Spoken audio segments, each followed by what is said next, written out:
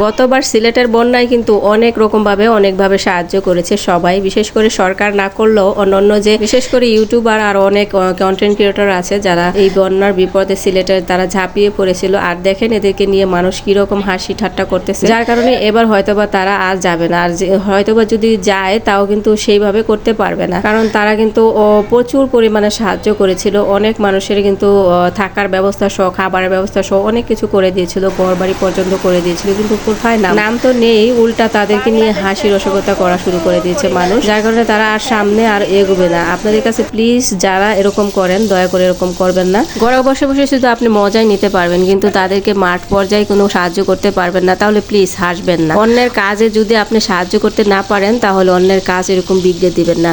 সেজন্য আপনাদের কাছে একদম অনুরোধ রইল।